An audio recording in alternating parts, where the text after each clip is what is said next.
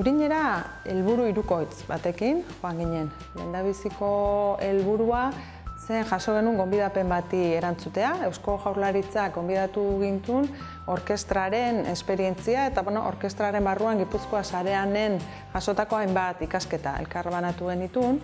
Jarri ziguten gaia nolabat zen berrikuntzaren katalizadoren inguruko hausnarketa bat, eta guk planteatu genuna zen ikerketa soziala, hau da, orkestran egiten dugun ikerketa izan daitekela katalizadore bat, eraldaketaren bultzatzaile bat, han aipatzen ziren beste hainbat elementurekin batera. Bigarren helburu bat ikastea izan da, eta ikasketa aldetik zerbait azpimarratzekotan, azpimarratuko nuke lurralde garapena edo tokiko garapen ekonomikoak duen aniztasuna. Bertan, 2000 pertsona bildu ginen 130 herri desberdinetatik.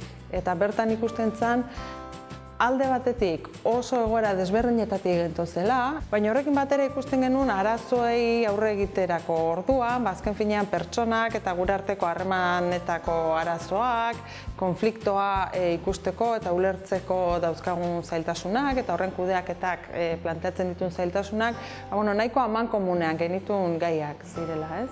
Beraz, aniztasuna bai, baina aldi berean baita ere besteen arazoekiko loturak ikuste horrek, niri begiak irekitzen dizkit ulertzerakoan, guk lurralde garapenaren ikuspegi nahiko estua edo degula, guk hemen oso zentratu daukera berrikuntza teknologikoa, lehiakortasuna eta barren diskurtsoan, eta diskurtso hori foroan agertzen zen, baina horrekin batera garapen soziala, garapen instituzionala, agian guk bete-betean jorratzen ez ditugun zenbait gai, hemen ere garrantzitsuak izan daitezkenak eta garapen ekonomikoarekin batera landu beharko liratekenak. Nik uste dut, kontzeptu hori zabaltzeko erronka daukagula, baina beste alde batetik lantzen ditugun gaiak interesgarriak izan daitezkela toki askotan. Eta hirugarren helburu bat foro honetan oso garrantzitsua dena, saren eraikuntza edo sorrera da.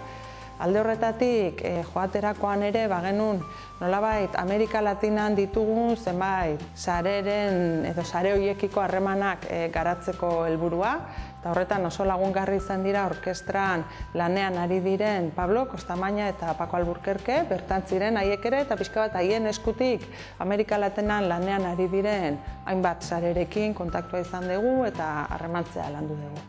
Nik uste dut garrantzitsua dela, tartean behin joan, eta nolabait hemen ditugun ikasketak oso gure esperientzian eta gure lan egiteko moduetan oinartuta daudenak, nolabait begi desberdin batzukin begiratu, eztabaida hauek eduki eta horrelako kuestionamendu batzuk jasotzea ere bai batzuetan lanean jarraitzeko, eta bide berriak jorratzeko. Talde horretatik nik uste gure lehiakortasun eta berrikuntzaren kontzeptuak zabaltzearen interesa ekarri dedala, eta espero dut datozen hilabeteetan gai horietan pixka bat aurrera pausoak emateko gai izango garela.